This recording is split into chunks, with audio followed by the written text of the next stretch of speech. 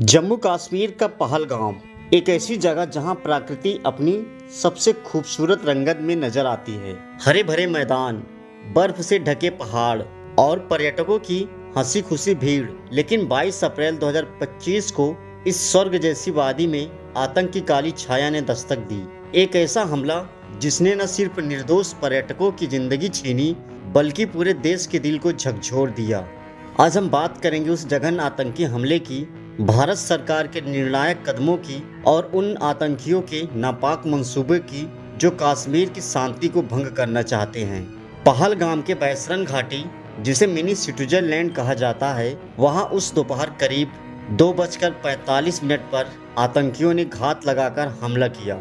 घुड़सवारी का आनंद ले रहे पर्यटक, परिवारों के साथ पिकनिक मना रहे लोग और बच्चे सभी आतंक की गोलियों का निशाना बने। लश्कर-ए-तैयबा के प्रॉक्सी संगठन द रेजिस्टेंस फ्रंट ने इस हमले की जिम्मेदारी ली। प्रत्यक्षदर्शियों के मुताबिक आतंकियों ने पहले लोगों के नाम पूछे, फिर अंधाधुंध गोलीबारी शुरू कर दी।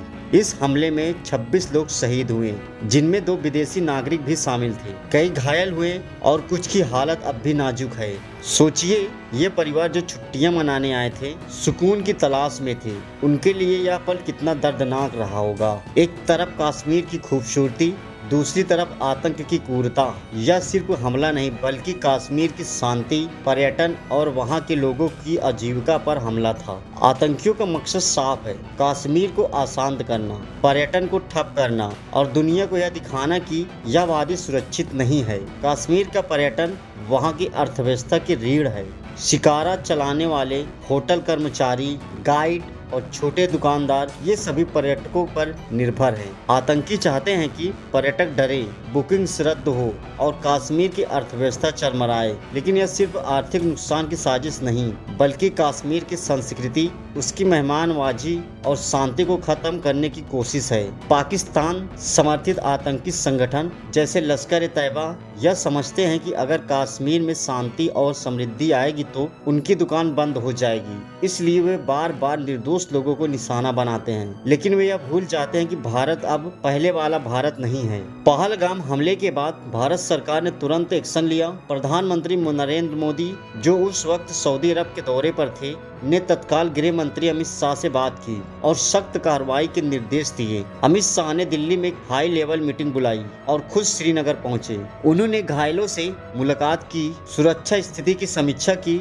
और साफ कहा, दोषियों को किसी भी कीमत पर बख्शा नहीं जाएगा। 23 अप्रैल को पीएम मोदी की अध्यक्षता में कैबिनेट कमेटी ऑन सिक्योरिटी की 2.5 घंटे की बैठक हुई, जिसमें 5 बड़े फैसले लिए गए। नंबर 1, सिंधु जल समझौता स्थगित, पाकिस्तान को पानी की आपूर्ति पर भारत ने कड़ा रुख अपनाया। नंबर 2, अटारी बॉर्डर बंद, दोनों देशों के बीच आवाजाही पर रोक। नंबर 3, पाकिस्तान नागरिकों को 48 घंटे में भारत छोड़ने का आदेश। नंबर 4, शेष वीजा योजना पर रोक, पाकिस्तान नागरिकों की भारत यात्रा बंद। नंबर 5, दूतावास कर्मियों की संख्या घटाने का फैसला, भारत और पाकिस्तान दोनों ने अपने दूतावासों में स्टाफ कम करने का निर्देश दिया।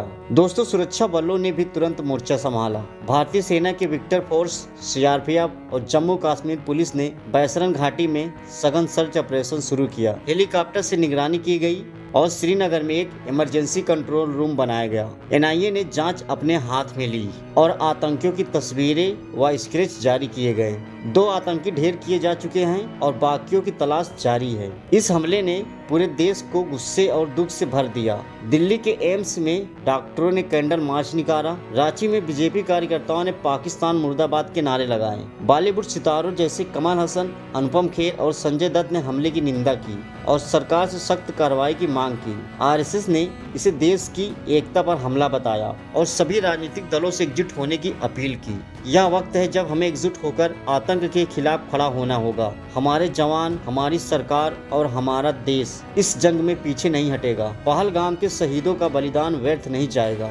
कश्मीर के लोग हमेशा से अपने मेहमानों का गर्मजोशी से स्वागत करते आए हैं। एक पीड़ित पर्यटक की बेटी ने कहा, कश्मीरी टैक्सी ड्राइवरों ने मेरे परिवार का भाइयों की तरह ख्याल रखा। यह हमला कश्मीर की उस आत्मा पर चोट है जो मेहमान को भगवान मानती है। लेकिन हम डरेंगे नहीं। कश्मीर की वादियां फिर से पर्यटकों की हंसी से गूंजेगी। आतंकी चाहते हैं कि हम डरें, लेकिन भारत का हर नागरिक, हर कश्मीरी और हमारी सेना इस डर को हौसले में बदल देगी। सरकार के बड़े कदम, सेना का ऑपरेशन और देश की एकता, यह सब आतंकियों को उनके अंजाम तक पहुंचाएगा। पहलगाम का यह हमला हमें याद दिलाता है कि शांति की राह आसान नहीं, लेकिन असंभव भी नहीं। हम अपने शहीदों को श्रद्धांजलि देते हैं, घायलों के जल्द स्वस्थ होने की कामना करते हैं और यह वादा करते हैं कि कश्मीर की खूबसूरती को आतंक की काली छाया से मुक्त कराएंगे।